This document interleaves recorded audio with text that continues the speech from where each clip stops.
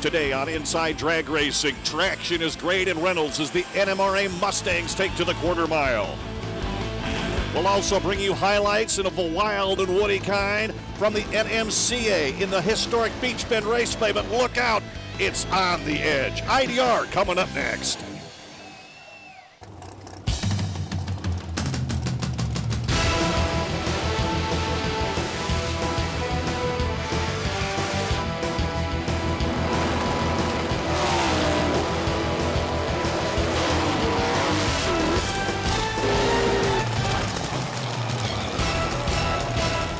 Welcome, everybody, to another edition of Inside Drag Racing, this time coming to you from a beautiful little quarter-mile drag strip known as Silver Dollar Raceway in the little town of Reynolds, Georgia, owned by Ed Swearinger, who campaigned a variety of Silver Dollar race cars for which this racetrack is named.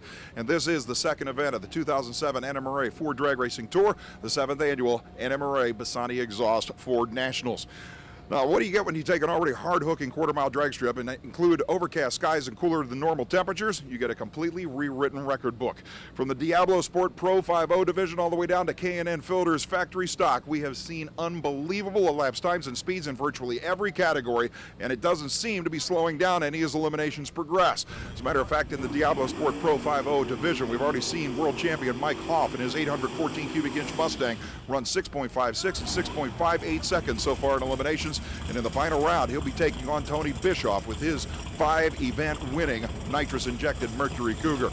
Now, arguably the most competitive division in all of NMRA drag racing in 2007 is the Edelbrock Hot Streak category, a naturally aspirated class that is basically a pro stock division for stock chassis Ford Mustangs. And Charlie Booz and the Booz Brothers Ford Mustang has been the absolute dominating force in this category for several seasons now. But for the second event of 2007, Booz is out in the first round. Watch the replay of this launch where Charlie Booz, which what is most likely the hardest launching car in the category to begin with, actually draws daylight under the rear tires in a surprise first round loss to Bob Hanlon's 8.89 second run. Now, Hanlon went on to the second round of competition against Virginian Dave Murray. Watch in the far lane as Murray heads for the moon on this launch, as the Hot Streak cars, like I said, were using the starting line traction here unbelievably well. But as always, the real battle is coming in the MSD Super Street Outlaw division, where Sam Vincent's nitrous-injected small block Ford Mustang uncorked a 7.46 second qualifying run that was a new national record, and he didn't stop there. As a matter of fact, watch this second round solo run from Vincent's small block, where he is obviously completely out of the groove and driving his full head off and still runs in the 740s. In the opening round, Manny Bajinka, the past MSD Super Street Outlaw World Champ, ran 7:49. And in the second round, a battle of the Titans pitted Bajinka's Turbo Mustang against reigning NMRA World Champ John Urist Pro-Charged Mustang. Although both drivers ran 7.52 seconds, it was a 0.07 of a second red light by Urist that ended his day. And another one of the MSD Super Street Outlaw killers, Don Burton's Maryland-based nitrous-injected big block Ford Mustang, has already won the MSD shootout for those cars at this event, and he is still in eliminations running solid 750s. So that battle is going to be just as tough. But that's not all the drag racing you're going to see on IDR today. It is a beautiful day for drag racing in the Bluegrass State. Beach Bend Raceway in Bowling Green, Kentucky plays host to the 6th annual NOS NMCA Hot Rod Muscle Car Nationals. Hi everybody, I'm Doc Riley, and welcome to stop number 2 on the Edelbrock Drag Racing Series. Well, just like in stop number 1, Vinny Badano has been the key subject in the BMF Racing Headers Pro Street, the number 1 qualifier again this week. In another class, Billy Glidden makes his return, but he's not at the top of the charts. We'll bring you all of the coverage here in the next half hour. This has been a tough weekend for all drag racers. Friday it rained, Saturday it rained, but today on Sunday, the finals, it's absolutely gorgeous. All the round activity coming up in the next 30 minutes right here on Inside Drag Racing. Let's bring you some round action here. As Brett Kepner mentioned, the traction outstanding. Now, you've already seen this one here, but let's run it through its conclusion. Hanlon gets off the line with an 0.58. David Murray out of Reynoldsburg, Ohio, an 0.26. He's got the reaction time advantage there, but Hanlon will pick up the win, an 8.86 at 151.53 miles per hour. In MSD Super Street, Manny Bajinga in the near lane, far lane, Sam Vincent. Off the line, it's all Bajinga. And he's going to take the measure all the way to the top end, a 7.52, 192 mile per hour to take the win. in the MSD Super Street Outlaw. Round 3 continuing here. Mike Tremendelis out of Danbury, Connecticut. He's at the near lane. Far lane is Don Burton out of Aberdeen, Maryland. The reaction time to Burton in 0:52. He'll take the win, a 7:56, 186.51 miles per hour. We'll get back to more track action, but take a look at this. The Laurel Mountain Mustangs Best of Show. Tony Evans with that nice-looking 429 Boss engine right there. Sleek-looking ride. Beautiful. Congratulations.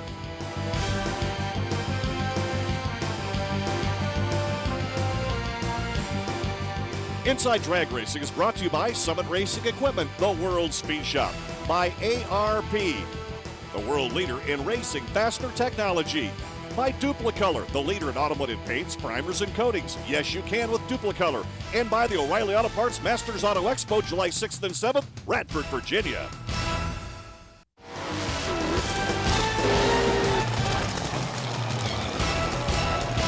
Welcome back, everybody, to Inside Drag Racing's exclusive coverage of the NMRA Bassani Exhaust Ford Nationals here at Silver Dollar Raceway in the little town of Reynolds, Georgia. And as you might expect, one of the main representatives back in the pit area is indeed Darryl Bassani, who we visit every year at this event since, well, you put the vast majority of the backing to this event. And I want to ask you a specific question. Can you, to your knowledge, think of any vehicle at this event that is not running a Bassani product? Oh boy, that'd be tough. I'll tell you what, we're pretty dominant at the NMRA. It's amazing. Every car that goes to the line has a Bassani exhaust decal and most likely a Bassani exhaust system. Oh, well, I'll tell you what, we pay tens of thousands of dollars in contingency and we do it gladly. What's the big deal for 2007? We've got GT500, which is right behind you. I should have known as soon as that car was out, you had a product for it. Yep, we've got a full-length, long-tube stepped stainless header. We've got long tubes now for the 05 through 07 GT Mustangs, the new 3-valve engine. And we just recently started on retro stuff for the classic cars. We've got a 65, 64 to 68 header for the Mustangs that guys are putting 302s and 351s right, the crate motors, in. yeah. Exactly. And we're also doing the A-body, the GM stuff, and we're working on exhaust systems for that. We've got a new header, complete 3-inch exhaust for the 572 motor in Chevelle or GTO, whatever a guy wants to put it in. I think if we keep drilling him with questions like that, he's probably going to end up working for one of the major manufacturers here pretty soon. I mean, after all, he is the horsepower king. On the Edelbrock Drag Racing Series, we see this guy an awful lot. Steve, you guys at Edelbrock really have got the total package. We see it in the magazines, we see your television commercials. Let's talk specifically about one important part of that package, that being racing heads. Yeah, racing heads. That's one of the things we've been working on pretty hard in the last couple years. Everybody knows us for nitrous oxide, intake manifolds, Russell Plumbing, and quick data acquisitions, but racing heads are something we've really been making some strides here in the last couple years on, and it's something a lot of people really need to take another look at for Edelbrock. I think a lot of people probably think about them in some killer muscle cars and street machines, but the race application is incredible. Coming out of the box, what kind of horsepower can we look at? Tell me a little bit about some of the heads. Well, we've actually got a conventional style big block Chevy head with a CNC port, our Victor Musi head, that out of the box we've been well over 950 horsepower. Outstanding. What about for the Ford guys? We've got a couple new Ford heads even coming out that, again, are going to be some pretty substantial numbers. Some of the flow numbers well over 400 CFM already on inline valve cylinder heads, as well as we've got some canted valve stuff. And right at the NMCA level, just like now, we've got a raised runner 23-degree head like on Dominic's car that we're looking at right here. Unbelievable. These guys always on top of the curve, always coming out, and you can count on the Edelbrock name because really it is horsepower right out of the box. Well, you know, here on the Manufacturers Midway at Silver Dollar Raceway in Reynolds, Georgia, you'll find just about every major known name in speed parts, and certainly, absolutely, one of the best known names is Crane Cams. Now, Tony Vigo has a rather unusual position at Crane Cams in that he is not only a media liaison, he's also involved with tech support.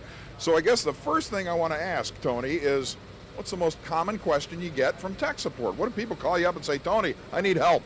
I need a bigger cam. I'm not making enough horsepower, so I got to get off the line quicker. You know, I got to make my car run better ET. It's all about racing. So you're the guy that has to know each application for each camshaft. That is correct. From the Ford, Chevrolet, Pontiac, Oldsmobile, Dodge, all around. Well, I know that the new modular motor power plants in Ford have got to be a specific challenge for you guys at Crane Cams. What are you offering for these guys specifically? We're offering the 2-valve cam and the 3-valve cams right now. We're offering for the 4-valve a regrind. In the future, we hopefully will come out with a new core for the 4-valve cam.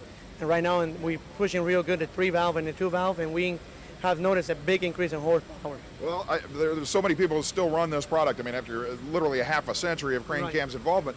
And I should point out that the 2-valve modular engine has a serious breathing problem from the factory, and that's why those guys rely on you. So you must have found something that works. Right, we found out that with the new improved heads and then the ones that we coming from Ford Motorsport with our cams and our duration that we're putting into it is helping a lot of those guys that were lacking of horsepower and making the motor breathe. I need to call this guy more often. You can just get the answers, get all the stuff you need to know, but bear in mind, the Crane Cam's website has all that information too, and after you look through that, then you can call up Tony and ask the hard stuff. You know, when you're talking horsepower in a bottle, the first thing you think about is NOS, nitrous oxide systems. And Matt, you guys continue to bring forward new technology and kind of, you know, keep that horsepower in a bottle thing alive. You guys are really the leaders in nitrous oxide. What do you got new from NOS? Well, what we have here is our new pod system, and it's a pressure on demand system, and we're really trying to bring nitrous up in technology and stuff, and this thing is very sophisticated. Unlike old bottle heaters of the past, where it just maintains brings the bottle up on temperature, this one right here actually maintains it. And basically what it does is the system is available in 3 different stages, and with the bottle heater, it's automatic. It tells you what your bottle pressure is, and then you actually tell it where you want the bottle pressure to be, and it'll maintain it within plus or minus 5 psi, and it's all hands off. So as soon as that bottle starts to drop pressure and it goes below that targeted pressure where you had it set, it'll immediately kick in and start to warm that bottle up till it gets it up to that pressure. So what it does is it allows you to go out and go racing consistently, because nitrous pressure is very important to maintaining consistent track time. The guys at NOS always taking the guesswork out of your nitrous oxide system. Congratulations to Rick Carlisle. He is the Best of Show winner from Beach Bend Raceway in Bowling Green, Kentucky. Muscle Car Review gives him that honor.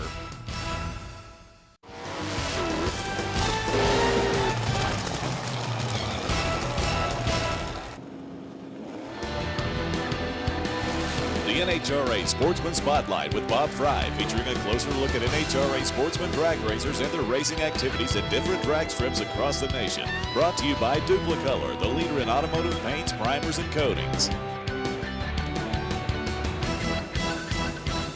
When you see a 2-car trailer like this in the pro pits at a race, it's not a surprise. Everybody's running multi-car teams.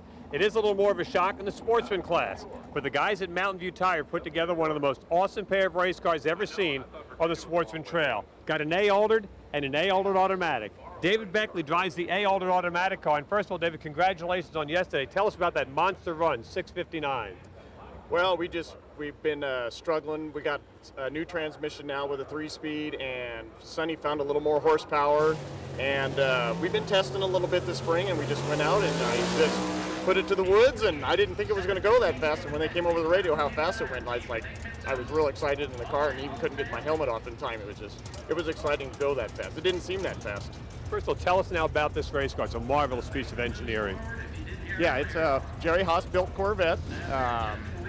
And it used to be Vinny DeSegley's car. He drove for 4 or 5 years in A-altered, and then Nick was going to have his son drive it in Top Sportsman, and we went out and tested with it. Well, Nick discovered it was so fast with the automatic, he just put 2 and 2 together and decided to order a bigger motor, and he turned it into an animal. So it's just gotten out of hand. So. Tell us about that Sonny Leonard engine.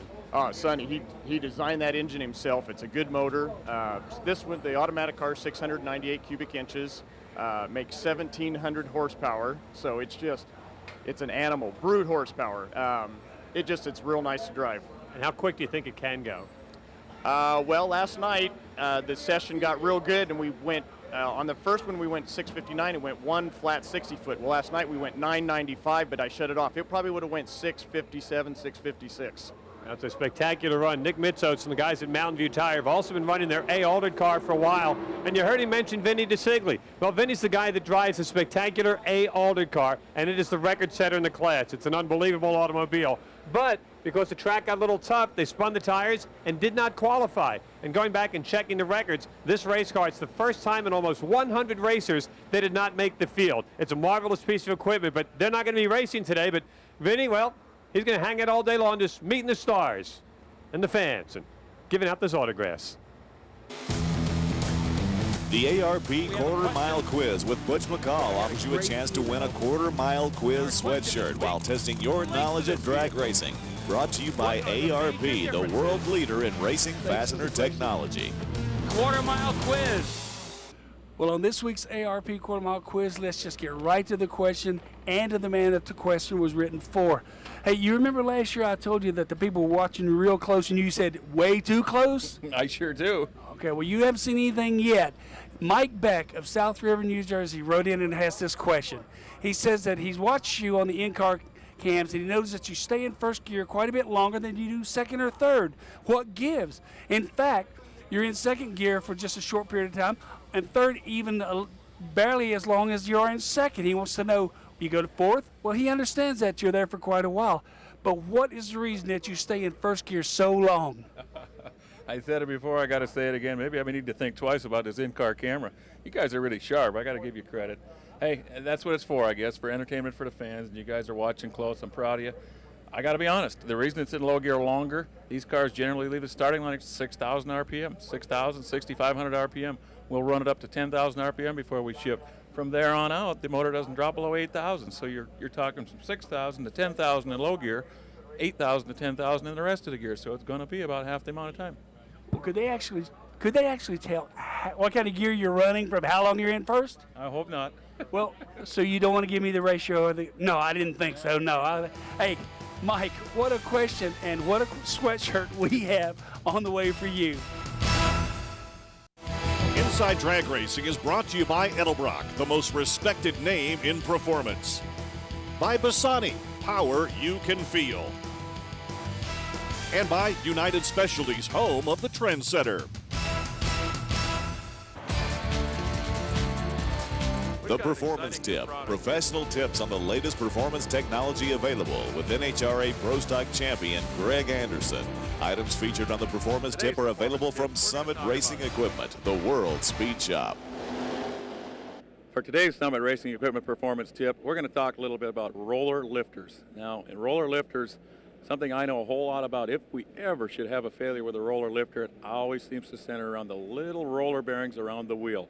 We've got something here at Iski Cams that you're not going to believe. Nolan, what have we got here?